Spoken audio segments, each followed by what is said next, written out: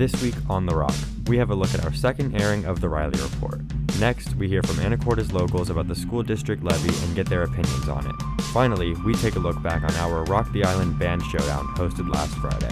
13 strong, we are the Rock. We'll make the show until we drop. We'll bring you news and we won't tell you lies. Please watch The Rock or we will cry. It's made for students just like you. You're gonna want to see what we do. This week on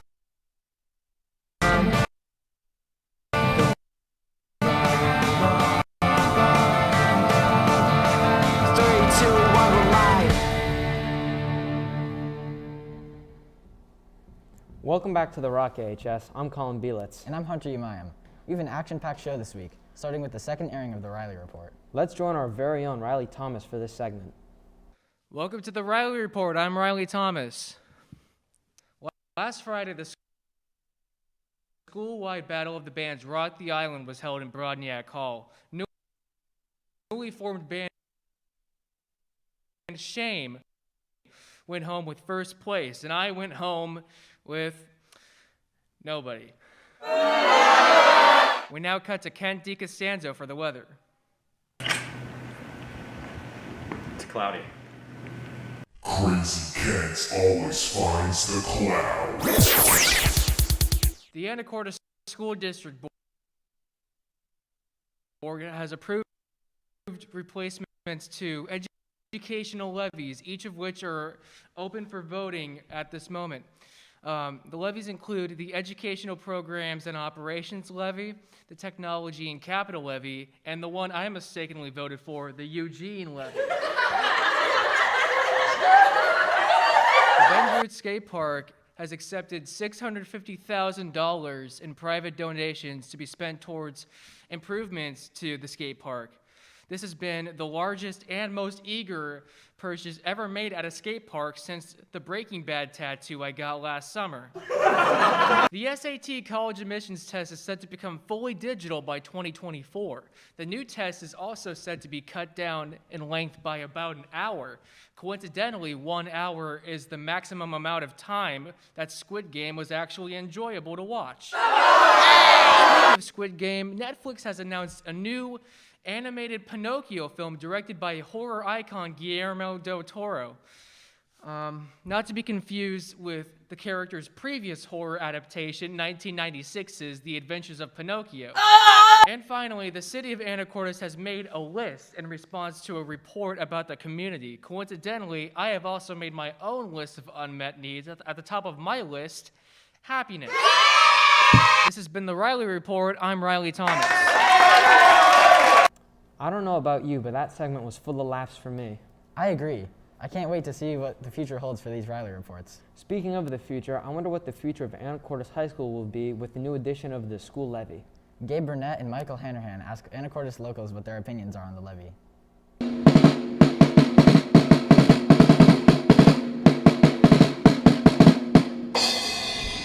With the school levy election day coming up on February 8th, we here at The Rock wanted to know more about the levy and how people feel.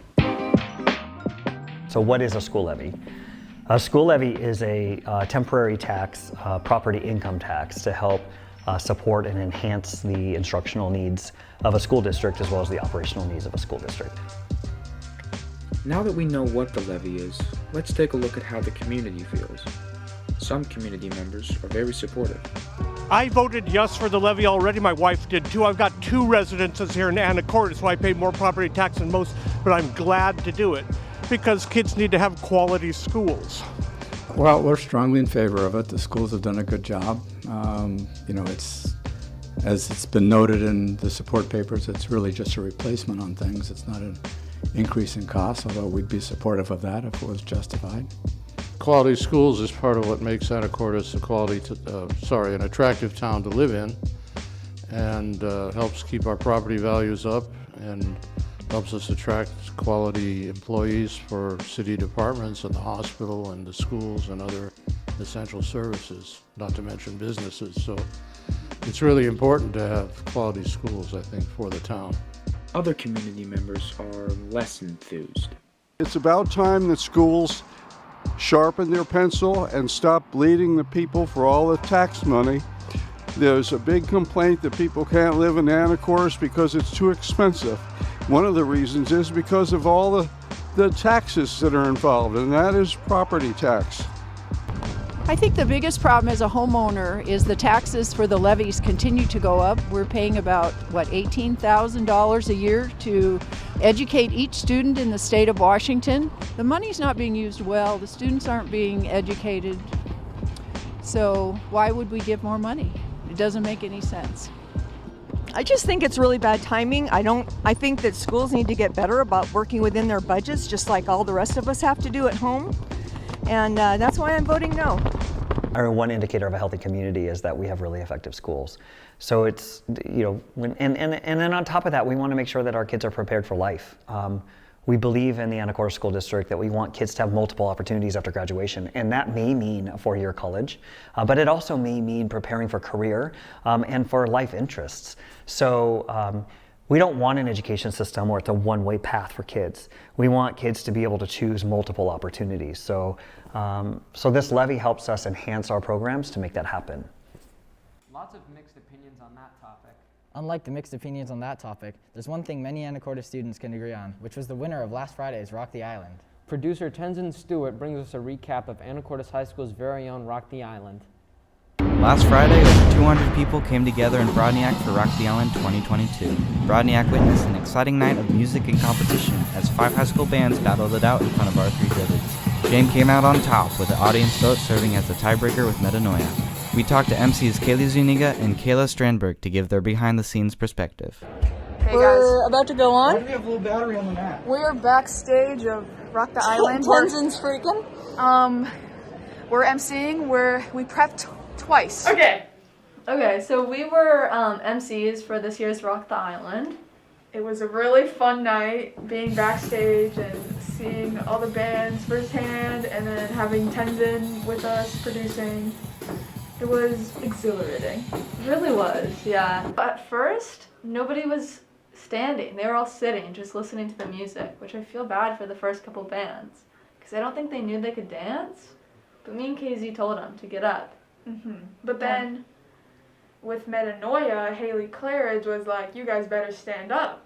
And that's when the party really That's started. when everything started getting hyped. You guys need to rock the island, okay? When we're playing, when every band's playing, you gotta get up on your feet, you gotta dance. Everyone started dancing and jumping, and it felt like a concert and less like a piano recital. Yeah, it was great. And it was nice. Even though, they couldn't, mosh like previous years, I think they really made the best of the situation. The crowd got creative in the ways they showed their support.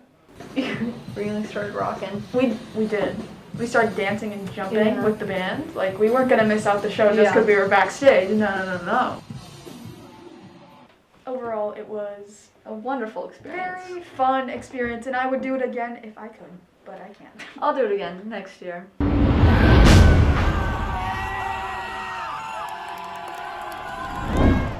You can read Kayla and Kaylee's Rock the Island summary on the Anacortes Music Project Showtime magazine. You can also watch Rock the Island 2022 right here on YouTube. With the end of that segment, if you have any questions, comments, or concerns, feel free to email us at therock@asd103.org. With that, I'm Colin Bielitz. And I'm Hunter Umayam. And from our rock to yours, have a great day, AHS.